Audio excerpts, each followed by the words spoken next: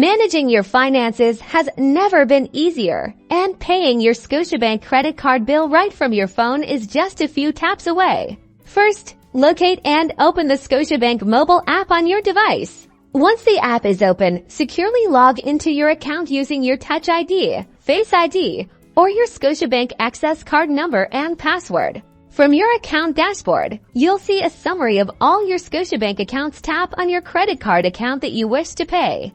On your credit card details page, you'll see your current balance and other relevant information. Look for the Make a Payment or Pay Bill option.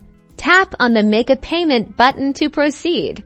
Now, you'll be presented with the payment details. You can choose to pay the minimum payment, your statement balance, or enter a custom amount. Next, select the Scotiabank account you want to make the payment from, whether it's your checking or savings account. Review all the payment details carefully on the confirmation screen to ensure accuracy.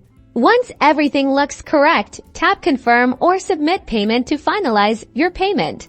And that's it. You'll receive a confirmation that your payment has been successfully processed, ensuring your credit card bill is paid on time.